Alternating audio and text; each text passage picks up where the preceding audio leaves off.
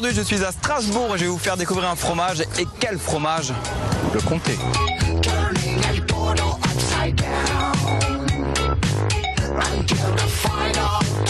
Je suis avec Aurélia Chimier, ici à l'hôtel Cour du Corbeau.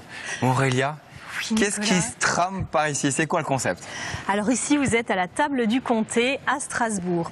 Alors la table du comté, c'est un restaurant éphémère qui a démarré mercredi soir et qui fermera ses portes lundi soir.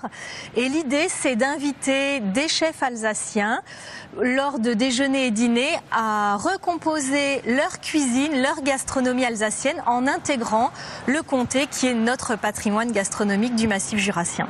Le comté, c'est un produit qui est fabriqué sur le massif du Jura, mais il est consommé à l'échelle nationale, voire internationale. Et notre idée, c'est vraiment de se mêler aux différentes cultures et de sublimer soit la gastronomie locale, soit le comté. Et d'ailleurs, les deux se mêlent et se subliment entre eux pour apporter une petite touche supplémentaire. Bon, moi je file, je vais retrouver une spécialiste du comté. À plus tard Aurélia. À plus tard Nicolas. Je suis avec la spécialiste du comté, Claire Perrault.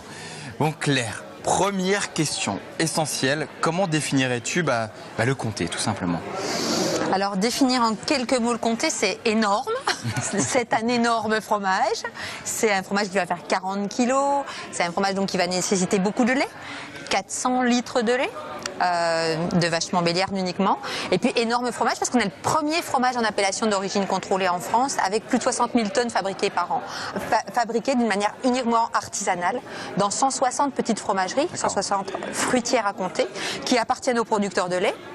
On a aussi quelque chose de fabuleux avec le comté, c'est qu'on a plein de goûts différents, une diversité énorme aussi au niveau des goûts. Merci Claire, je vais aller voir Frédéric en cuisine. Très bien. Bon plus tard. Alors bon appétit, bon appétit. Tu penses à m'en mettre de côté, surtout.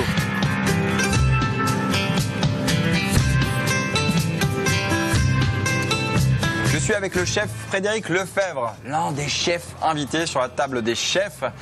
Comment ça va? Ça va, très bien. Qu'est-ce qui t'a motivé dans ce pari? Écoute, c'est tout le challenge, tout ce qui est un peu différent, c'est une autre cuisine, c'est un autre monde, c'est d'autres produits, c'est des comté, on n'a pas l'habitude de le travailler, donc forcément on nous demande de travailler un peu dessus. Donc on a recherché un peu l'originalité sur des choses sympas. Justement, qu'est-ce que tu fais de sympa? Qu'est-ce que tu fais à manger aujourd'hui? Écoute, en entrée, on fera une petite raviole d'artichaut avec à l'intérieur. En fait, une petite raviole, à l'intérieur, on va mettre un crémeux de comté et d'artichaut. On va faire une petite émulsion au comté jeune, donc un petit comté de 6 mois, une émulsion. On va faire quelques petits copeaux d'artichaut cru d'ailleurs que je suis en train de finir de tailler.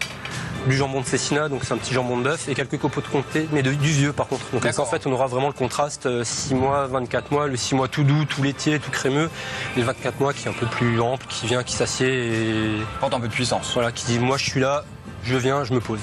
Voilà. Bon je te laisse bosser parce que je crois qu'on t'attend là. T'as du monde. Bon courage. Merci. Salut. À tout à l'heure.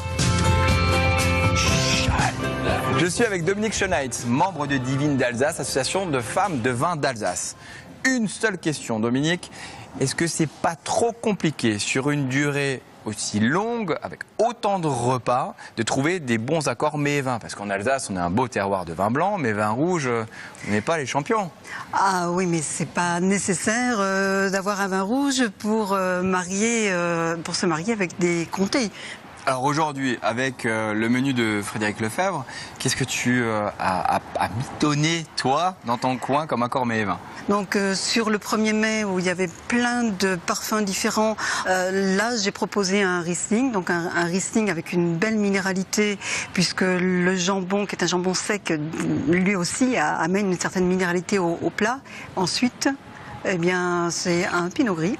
Un pinot gris un peu original, puisque c'est un pinot gris qu'on appelle tocade.